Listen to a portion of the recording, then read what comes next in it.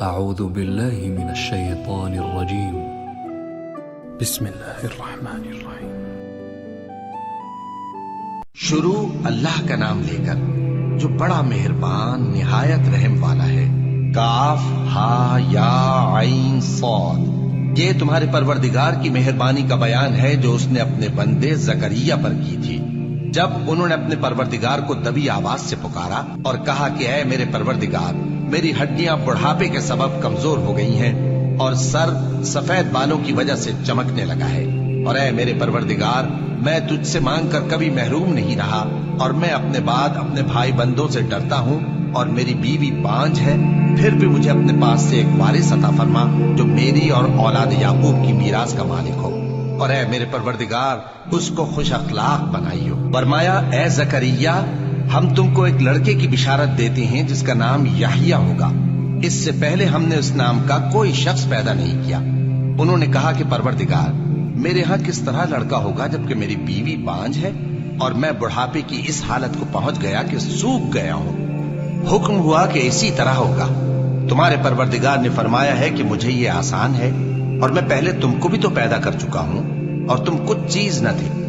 کہا کہ پروردگار، میرے لیے کوئی نشانی مقرر فرما۔ فرمایا نشانی یہ ہے کہ تم صحیح و سالم ہوتے ہوئے 3 رات دن لوگوں سے بات نہ کر سکو گے۔ پھر وہ عبادت کے حجرے سے نکل کر اپنی قوم کے پاس آئے تو ان سے اشارے سے کہا کہ صبح و شام تسبیح کرتے رہو۔ فرمایا اے یحییٰ، ہماری کتاب کو مضبوطی سے تھامے رہو، اور ہم نے ان کو لڑکپن ہی میں دانائی عطا فرمائی تھی اور اپنے پاس سے شفقت اور پاکیزگی دی تھی، اور وہ پرہیزگار تھے اور وہ اپنے ماں باپ کے ساتھ نیکی کرنے والے تھے اور سرکش اور نافرمان نہیں تھے۔ اور جس دن وہ پیدا ہوئے اور جس دن وفات پائیں گے اور جس دن زندہ کر کے اٹھائے جائیں گے ان پر سلام ہے۔ اور کتاب یعنی قرآن میں مریم کا بھی تذکرہ کرو، جب وہ اپنے لوگوں سے الگ ہو کر مکان کے مشرقی حصے میں چلی گئیں، پھر انہوں نے ان کی طرف سے پردہ کر لیا تو ہم نے ان کی طرف اپنا فرشتہ بھیجا، سو وہ ان کے سامنے ایک خوبصورت مرد کی صورت میں آیا۔ مریم بولی کہ اگر تم پرہیزگار ہو تو میں تم سے بچنے کے لیے رحمان کی پناہ لیتی ہوں۔ فرشتے نے کہا کہ میں تو تمہارے پروردگار کا بھیجا ہوا یعنی فرشتہ ہوں، اور اس لیے آیا ہوں کہ تمہیں پاکیزہ لڑکا بخشوں۔ مریم نے کہا کہ میرے ہاں لڑکا کیوں کر ہوگا جبکہ مجھے کسی مرد نے بطور شوہر چھوا تک نہیں اور میں بدکار بھی نہیں ہوں۔ فرشتے نے کہا کہ یوں ہی ہوگا۔ تمہارے پروردگار نے فرمایا کہ یہ مجھے آسان ہے اور میں اسے اسی طریق پر پیدا کروں گا تاکہ اس کو ہم لوگوں کے لیے اپنی طرف سے نشانی اور ذریعہ رحمت بنائیں، اور یہ کام مقرر ہو چکا ہے۔ چنانچہ وہ اس بچے کے ساتھ حاملہ ہو گئیں اور اسے لے کر ایک دور جگہ چلی گئیں۔ پھر درد ذہ ان کو کھجور کے تنے کی طرف لے آیا، کہنے لگی کہ کاش میں اس سے پہلے مر چکتی اور بھولی بسری ہو گئی ہوتی۔ تب ان کے ٹیلے کے نیچے کی جانب سے فرشتے نے ان کو آواز دی کہ غمناک نہ ہو، تمہارے پروردگار نے تمہارے نیچے ایک چشمہ پیدا کر دیا ہے، اور کھجور کے تنے کو پکڑ کر اپنی طرف ہلاؤ، وہ تم پر تازہ عمدہ کھجوریں گرائے گا، تو کھاؤ اور پیو اور آنکھیں ٹھنڈی کرو۔ اگر تم کسی آدمی کو دیکھو تو کہنا کہ میں نے اللہ کے لیے روزے کی منت مانی، تو آج میں کسی آدمی سے ہرگز کلام نہیں کروں گی۔ پھر وہ اس بچے کو اٹھا کر اپنی برادری والوں کے پاس لے آئیں۔ وہ کہنے لگے کہ مریم، یہ تو نے برا کام کیا۔ اے ہارون کی بہن، نہ تو تیرا باپ ہی برا آدمی تھا اور نہ تیری ماں ہی بدکار تھی۔ تو مریم نے اس بچے کی طرف اشارہ کیا۔ وہ بولے کہ ہم اس سے کہ گود کا بچہ ہے کیسے بات کریں؟ بچے نے کہا کہ میں اللہ کا بندہ ہوں، اس نے مجھے کتاب دی ہے اور نبی بنایا ہے، اور میں جہاں ہوں اور جس حال میں ہوں اس نے مجھے صاحب برکت بنایا ہے، اور جب تک زندہ ہوں مجھ کو نماز اور زکوٰۃ کا ارشاد فرمایا ہے، اور مجھے اپنی ماں کے ساتھ نیک سلوک کرنے والا بنایا ہے اور سرکش و بدبخت نہیں بنایا، اور جس دن میں پیدا ہوا اور جس دن مروں گا اور جس دن زندہ کر کے اٹھایا جاؤں گا مجھ پر سلام ہے۔ یہ مریم کے بیٹے عیسیٰ ہیں، اور یہ سچی بات ہے جس میں لوگ شک کرتے ہیں۔ اللہ کو شایع نہیں کہ کسی کو بیٹا بنائے، وہ پاک ہے۔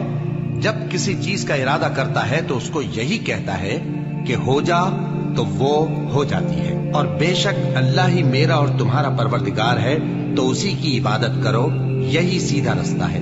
پھر اہل کتاب کے فرقوں نے باہم اختلاف کیا सो जो लोग काफिर हुए हैं उनको बड़े दिन यानी क़यामत के रोज हाजिर होने से खराबी है। वो जिस दिन हमारे सामने आएंगे कैसे सुनने वाले और कैसे देखने वाले होंगे, मगर जालिम आज खुली गुमराही में है। और उनको हसरत और अफसोस के दिन से डरा दो जब बात फैसल कर दी जाएगी और वो गफलत में पड़े हुए हैं और ईमान नहीं लाते। हम ही जमीन के और जो लोग उस पर बसते हैं उनके वारिस होंगे और हमारी ही तरफ उनको लौटना होगा। और किताब में इब्राहिम का जिक्र करो, बेशक वो निहायत सच्चे थे, पैगंबर थे। जब उन्होंने अपने बाप से कहा कि अब्बा आप ऐसी चीजों को क्यों पूछते हैं जो न सुने और न देखें और न आपके कुछ काम आ सके। अब्बा मुझे ऐसा इल्म मिला है जो आपको नहीं मिला, तो मेरे साथ हो जाइए, मैं आपको सीधी राह पर ले चलूंगा। अब्बा शैतान की पूजा न कीजिए, बेशक शैतान अल्लाह का नाफरमान है। अब्बा मुझे डर लगता है कि आपको अल्लाह का अजाब आ पकड़े तो आप शैतान के साथी हो जाएं। उसने कहा कि इब्राहिम क्या तू मेरे माबूदों के खिलाफ है? अगर तू बाज ना आएगा तो मैं तुझे संसार कर दूंगा और तू हमेशा के लिए मुझसे दूर हो जा। इब्राहिम ने सलामुन अलैकुम कहा और कहा कि मैं आपके लिए अपने परवरदिगार से बख्शिश मांगूंगा, बेशक वो मुझ पर निहायत मेहरबान है। और मैं आप लोगों से और जिनको आप अल्लाह के सिवा पुकारा करते हैं उनसे कनारा करता हूं और अपने परवरदिगार ही को पुकारूंगा। उम्मीद है कि मैं अपने परवरदिगार को पुकार कर महरूम नहीं रहूंगा। और जब इब्राहिम उन लोगों से और जिनकी वो अल्लाह के सिवा परस्तिश करते थे अलग हो गए, तो हमने उनको इसहाक और इसहाक को याकूब बख्शे और हर एक को पैगंबर बनाया। और हमने उनको अपनी रहमत से बहुत सी चीजें इनायत की और उनका जिक्र जमील बुलंद किया। और किताब में मूसा का भी जिक्र करो, बेशक वो हमारे बरगुजीदा थे और रसूल थे, नबी थे। और हमने उनको दूर की दाहिनी तरफ से पुकारा और बातें करने के लिए नजदीक बुलाया। और अपनी मेहरबानी से उनको उनका भाई हारून पैगंबर बनाकर अता किया। और किताब में इस्माइल का भी जिक्र करो, वो वादे के सच्चे और रसूल थे, नबी थे। और वो अपने घर वालों को नमाज और ज़कात का हुक्म करते थे और अपने परवरदिगार के यहाँ पसंदीदा थे। और किताब में इदरीस का भी जिक्र करो, वो भी निहायत सच्चे थे, नबी थे। और हमने उनको ऊंची जगह उठा लिया था। ये वो लोग हैं जिन पर अल्लाह ने अपने पैगंबरों में से फजल किया, यानी औलाद आदम में से और उन लोगों में से जिनको हमने नूह के साथ कश्ती में सवार किया, और इब्राहिम और याकूब की औलाद में से और उन लोगों में से जिनको हमने हिदायत दी और जिन्हें बरगुजीदा किया।